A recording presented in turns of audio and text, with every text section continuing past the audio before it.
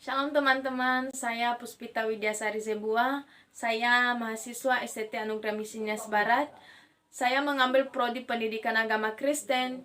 Saya angkatan ke-6, saat ini saya semester 4. Saat ini saya membahas tentang sistematika 3, kristologi dan soteriologi. Kristologi ini adalah cabang dari ilmu teologi yang membicarakan tentang posisi Yesus Kristus bagi orang Kristen. Ada juga makna kehadiran Yesus Kristus bagi orang Kristen, yaitu sebagai penyelamat bagi mereka yang terkait dengan persoalan hidup. Ada pula Kristus sebagai Mesias. Dalam dua hal ini kita membahas dalam Perjanjian Lama dan Perjanjian Baru. Pertama, Mesias dalam Perjanjian Lama. Mesias dalam Perjanjian Lama disebut sebagai keluarga Daud, yang artinya raja yang selalu berjaya. Mesias dalam Perjanjian Baru digantikan sebagai raja, yaitu raja yang dibangkitkan dari kematian. Kata Kristus memiliki arti yang sama dengan Mesias, yaitu raja yang diurapi. Kelahiran Yesus Kristus dalam Perjanjian Baru sudah lama dinubuatkan dari Perjanjian Lama, yaitu oleh para nabi-nabi dalam Alkitab, misalnya Nathan, Yeremia, Yezekiel, Hagai, dan lain-lain. Yang kedua yaitu Mesias dalam Perjanjian Baru. Mesias dalam Perjanjian Baru disebut sebagai Yesus Kristus yang telah datang ke dalam dunia. Kita bisa lihat dalam Injil Yohanes pasal 1 ayat 1, di sana dikatakan bahwa firman telah menjadi manusia, yaitu Allah itu sendiri yang telah datang ke dunia untuk menjadi serupa dengan manusia untuk menebus dosa-dosa manusia. Selanjutnya itu kristologi dari zaman ke zaman. Yang pertama, abad pertama Masehi.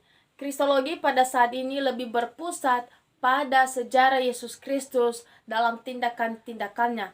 Yang kedua yaitu kristologi pada abad kedua sampai ke-11.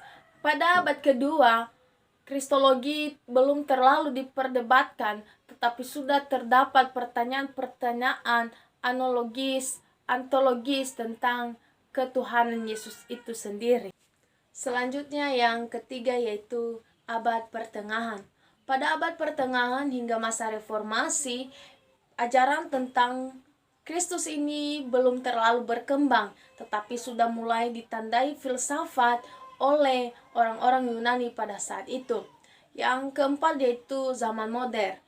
Pada abad ini sudah mulai mengikuti perkembangan tetapi tidak komprehensif, namun sudah fragmentaris, kontekstual, dan multikultural. Jadi pada saat itu budaya-budaya setempat sudah mulai menerima ajaran tentang Kristus ini. Yang terakhir yaitu kristologi feminis. Kristologi feminis ini adalah kristologi yang memakai pendekatan feminis, yakni dari kacamata ketidakadilan, penderitaan, dan penindasan. Kristologi ini dibagi menjadi dua bagian, yaitu di barat dan di timur. Di barat disebut sebagai kristologi ekofeminis, sedangkan di timur disebut sebagai kristologi feminis kosmis. Kristologi feminis kosmis ini adalah mengajak umat Kristen untuk mendengar ketidakadilan, menginternalisasikan cerita itu menuju praksis solidaritas. Selanjutnya yaitu dimensi kristologi. Dimensi kristologi ini ada 3 bagian, yaitu kemanusiaan Yesus. Kemanusiaan Yesus dalam arti di mana Yesus datang ke dalam dunia menjadi sama serupa dengan manusia dengan tujuan untuk menebus dosa-dosa manusia. Yang kedua yaitu pendamaian Kristus. Pendamaian Kristus berarti Kristus sebagai pendamai antara Allah dengan manusia, di mana manusia yang telah putus hubungan dengan Allah karena ketidaktaatan mereka. Sedangkan yang ketiga yaitu Kristus sang pembebas. Kristus sang pembebas dalam hal ini yaitu di mana dia tadi menjadi manusia sebagai pendamai, sekarang dia pembebas, yaitu membebaskan dosa-dosa kita, membuang belenggu-belenggu dosa kita, sehingga hubungan kita kepada Allah menjadi lebih erat. Ada juga tokoh-tokoh dari kristologi, ada 7. Yang pertama yaitu Anselmus dari Canterbury, yang kedua Thomas Aquinas, ketiga Martin Luther, keempat Johannes Calvin, kelima Karl Rahner, keenam Karl Barth, ketujuh yaitu Gustavo Gutierrez. Sekarang kita belajar tentang soteriologi. Secara singkat, soteriologi dapat diartikan sebagai ajaran tentang keselamatan. Ada dua kata Yunani yaitu soteria dan kata logos, yang artinya firman, perkataan, ajaran yang kemudian diartikan menjadi ilmu. Di mana soteria ini adalah kebebasan, sedangkan yang artinya soteriologi adalah ilmu yang mempelajari tentang keselamatan.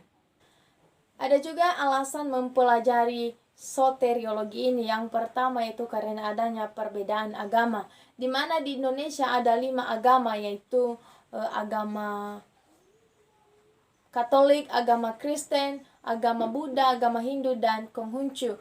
Di dalam agama itu mereka mempunyai kepercayaan yang berbeda-beda. Kita sebagai orang Kristen, kita percaya keselamatan itu ada, kita peroleh hanya dalam Yesus Kristus. Yang kedua yaitu karena adanya ajaran sesat. Ajaran sesat dalam hal ini yaitu mereka yang tidak percaya Yesus, bahwa Yesus itu Allah. Jadi mereka percaya bahwa Yesus itu bukan Allah, tetapi hanya sebatas manusia saja. Latar belakang dan alasan keselamatan. Saat ini kita belajar tentang keselamatan. Keselamatan itu hanya kita dapatkan sebagai orang Kristen di dalam Tuhan yang percaya bahwa Yesus datang ke dalam dunia untuk menebus dosa kita. Kita harus tahu sebagai manusia siapa yang menciptakan kita. Yang menciptakan kita yaitu Allah Sang Pencipta. Allah adalah pribadi yang berada sejak kekekalan. Ia tidak diciptakan, tetapi Dia menciptakan segala sesuatu, segala hal yang ada di dunia ini yang ada menjadi ada. Di mana seluruh ciptaan Allah mencerminkan kemuliaannya, di mana di dalam Roma pasal 1 ayatnya yang ke-20. Seterusnya itu pertanyaan, siapakah manusia itu? Manusia itu adalah makhluk ciptaan Allah yang sangat istimewa, di mana Allah menciptakannya menurut gambar dan rupanya. Di dalam Kejadian pasal 1 ayat yang ke-26, di mana Allah juga menciptakan manusia, Dia memberikan sifat-sifatnya sebagian kepada manusia. Salah satu sifat Allah yang ada dalam diri manusia yang pertama yaitu Allah adalah kasih, di mana manusia juga mampu mengasihi dengan dorongan kasih yang diberikan Allah kepada manusia, sehingga manusia mampu untuk mengasihi. Seterusnya, Allah adalah Allah yang memiliki rasio. Manusia juga memiliki rasio. Allah sangat luar biasa. Dia memberikan rasio kepada manusia untuk berpikir. Seterusnya itu Allah adalah suci. Maka manusia juga memiliki hati nurani untuk membedakan mana yang baik dan yang jahat. Allah itu juga Allah yang adil, sehingga manusia juga mempunyai keadilan, mengetahui apa yang dimaksud dengan keadilan, dan seterusnya. Selanjutnya itu tujuan manusia diciptakan. Tujuan manusia diciptakan yaitu untuk menguasai seluruh bumi, yaitu apa yang telah diciptakan Allah pada hari pertama sampai ke-6, yaitu manusia berkuasa untuk menaklukkan, untuk berkuasa di atas bumi. Dalam Kejadian pasal 1 ayat 26 dan ayat 28 dan pasal 2 ayat 15 dikatakan di sana bahwa manusia diberikan kuasa untuk menguasai bumi, untuk berkuasa atas segala ciptaan Tuhan yang ada di bumi. Manusia jatuh ke dalam dosa. Manusia jatuh ke dalam dosa yaitu karena ketidaktaatan mereka. Karena ketidaktaatan manusia sehingga mereka putus hubungan dengan Allah. Ada juga pengertian dosa dalam Perjanjian Lama dan Perjanjian Baru. Dalam Perjanjian Lama, dosa dibagi menjadi 3 bagian. Yang pertama yaitu hata, yang artinya mengurangi standar Tuhan yang suci. Yang kedua yaitu afon. Afon ini adalah suatu hal yang mengakibatkan kita merasa patut dihukum. Yang ketiga yaitu pesa, yang artinya pelanggaran terhadap sesuatu batasan. Sedangkan dalam Perjanjian Baru ada 2 yaitu adika. Adika adalah perbuatan yang tidak benar, sama seperti yang dikatakan oleh hukum-hukum dunia yang tentang orang bersalah. Sedangkan yang kedua yaitu harmatika. Harmatika ini adalah kehilangan atau meleset dari target atau sasaran yang sudah ditetapkan. Teman-teman yang terkasih, juga perlu kita ketahui bahwa ada akibat dari dosa. Yang pertama yaitu kebejatan. Termasuk dalam hal ini yaitu pencemaran moral dan cenderung untuk melakukan kejahatan. Bisa kita lihat dalam Roma pasalnya yang ketiga, ayat ke-10 sampai ayatnya yang ke-18. Yang kedua yaitu hukuman. Hukuman dalam hal ini yaitu salah satunya hukuman kematian yang kekal. Jadi jika kita tidak bertobat untuk melakukan dosa, maka siap-siap kita menerima hukuman kematian, yaitu kematian untuk selama-lamanya. Pada materi kali ini tentang soteriologi ini, kita lebih membahas tentang keselamatan, di mana saya katakan di sini kita sebagai orang Kristen, keselamatan hanya kita dapatkan dalam Yesus saja. Ada juga dari agama-agama lain, konsep keselamatan mereka salah satunya itu dalam Islam, konsep keselamatan mereka yaitu melakukan sholat, sunat, amal, naik haji, dan puasa, dan lain-lainnya. Ada juga syarat-syarat Yesus sebagai juru selamat. Yang pertama, dia diutus satu-satunya menjadi penyelamat manusia. Kedua, dia yang mampu berinkarnasi. Ketiga, dia tidak berdosa. Dia mati menggantikan dosa manusia dan bangkit untuk mengalahkan maut. Dan yang terakhir itu, dia memiliki kehidupan yang tidak pernah berkesudahan. Alasan kenapa keselamatan itu tidak pernah hilang yaitu karena janji Allah, karena jaminan yang Allah beri bagi kita bahwa orang yang percaya kepadanya tidak pernah binasa, melainkan beroleh hidup yang kekal dalam Yohanes pasal 1 ayatnya yang ke-16.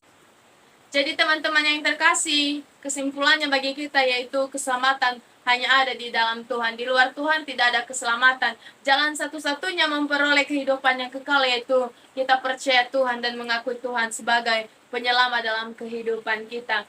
Terima kasih teman-teman telah menonton video saya. Mohon maaf jika banyak kekurangan, terlebih-lebih dalam perkataan, dan mari kita terus belajar bersama biar kita terus hidup di dalam Tuhan.